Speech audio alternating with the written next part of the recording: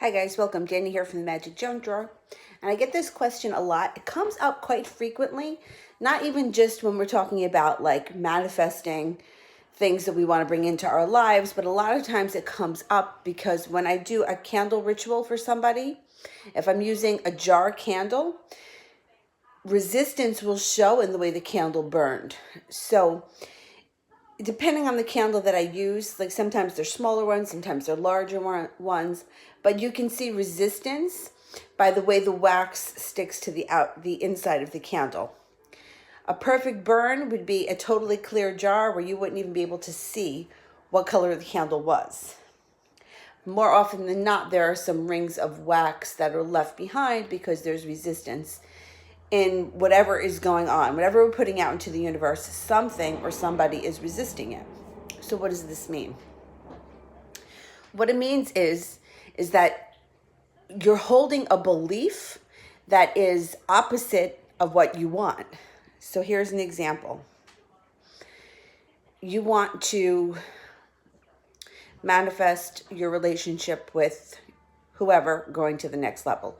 So let's just say, for example, that Susie and Bob are dating and they're casually dating, and now Susie wants to take the relationship to the next level. But Bob has said to her, I'm only looking for a casual hookup. I'm not looking for a serious relationship. So now it goes into Susie's head that Bob does not want a serious relationship. And, she replays this conversation over and over again in her head. She tells people this. So her best friend calls her up. Hey, how's Bob? Oh, he's really good. He likes to hang out casually, but he's not looking for a serious relationship. Goes out into the universe. So now the best friend is talking to her mother. Oh, yeah, Susie's doing really well. She's seeing this guy, but you know what? It's casual. He's not looking for a serious relationship. So now, right, we have one person tells the next person, it goes out to the universe, it keeps going out into the universe, blah, blah, blah, on and on and on. So what happens is we're creating a story based on what somebody told us, and we are so attached to that story, and we believe it so much that that's what gets reflected back in our lives. So how do you change it?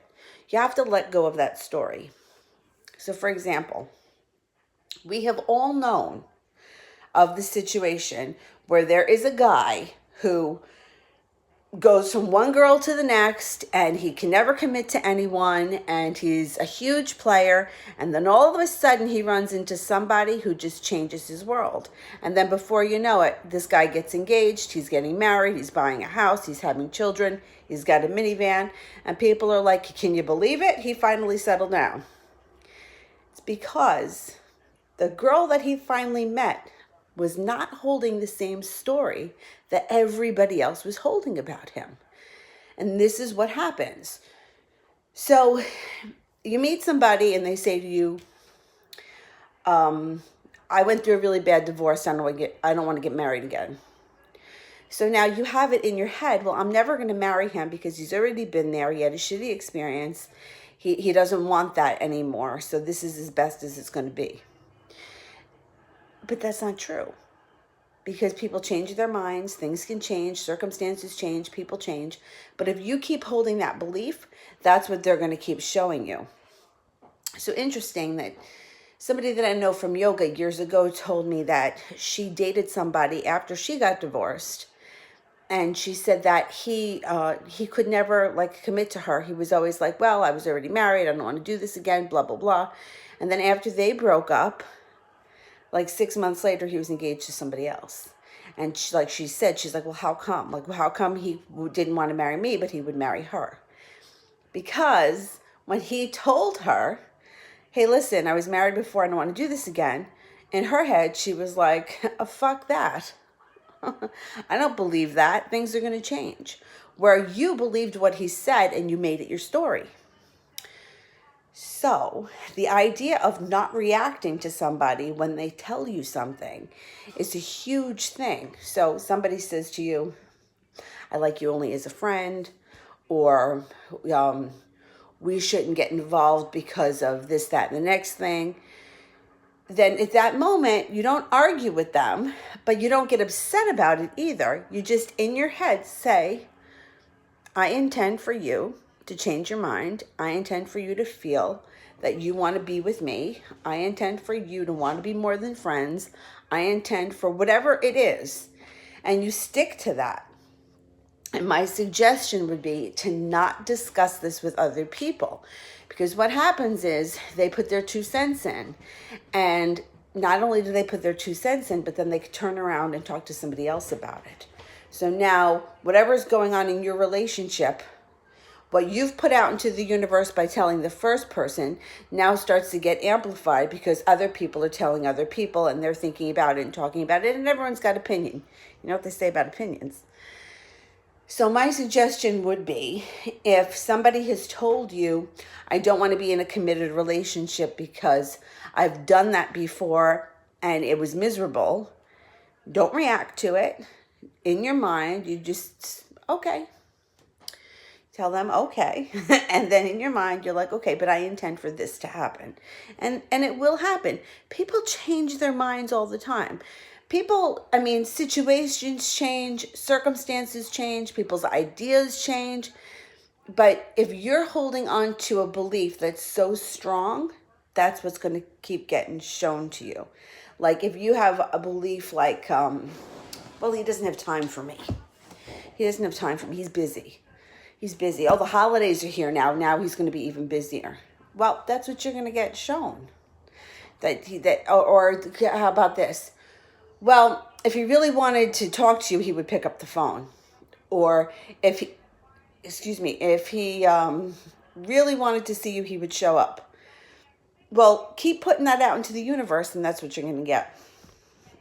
So people ask me all the time questions like, how come this has happened to me, or how come that has happened to me? You have to stop when no matter what the circumstance is, if you are the victim of some type of a circumstance, whether it's you got fired, or one of my friends recently was rear-ended, and he was like, how come this keeps happening to me? If you keep being the victim of the situation and being rear-ended, you're the victim because you didn't do it. You were just sitting there at the red light. You have to look at what mentally you're thinking about and what you're focused on. Because it makes me think that you are putting out there that I am a victim. And that's why you keep coming into situations that are victimizing you. You see what I'm saying? So if you keep finding yourself in situations with people that are not giving you what you want, it's because you don't believe that you deserve what you want, and you believe that whatever they want is more important. You see what I mean? Like, it can be confusing, but it's also really simple at the same time. So let go of the story. I don't care what the person told you. I don't care if they said, listen, I'm a player. I'm going to go out and date 500 girls, this, that, and the next thing. Let go of the story. Stop repeating it and stop saying it to people.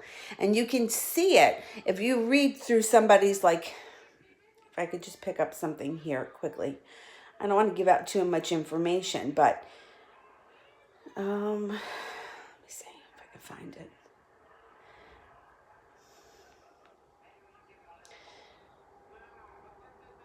Okay, he told me he wasn't ready for a relationship, and when he was, he would contact me. Okay, so now this is a belief that we can hold on to forever. I haven't heard from him, so he doesn't want a relationship, right? Because the brain is logical, and the brain wants to analyze things and put pieces of the puzzle together. But that's not how it works.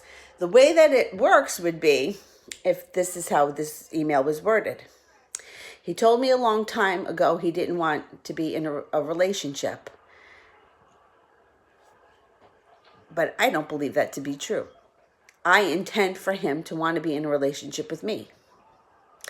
So it's very interesting because it doesn't take much. If you read through somebody's emails and somebody's situation to see where their blocks are. So the resistance here is he told me a long time ago that he didn't want to be in a relationship. And when he was ready, he would contact me. So now the brain, right? This is what the brain thinks. 2 + 2 = 4. I haven't heard from him. He doesn't want a relationship. I haven't heard from him. He doesn't want a relationship. But we all know the guy that has told us that they don't want to be in a relationship, and then 3 days later, they're with somebody else. We've all been in that situation. And it's because that person didn't believe it when they were told that. That's it. So you have to change the story. So when you figure out what your resistance is, which is simple, it's your story. It's the story that you're holding. It's the story that you're emailing me. Or it's the story that you're telling your best friend. That's where your resistance is, and that's where you have to change it. Okay, I hope that helps, and I will see you guys later. Bye-bye.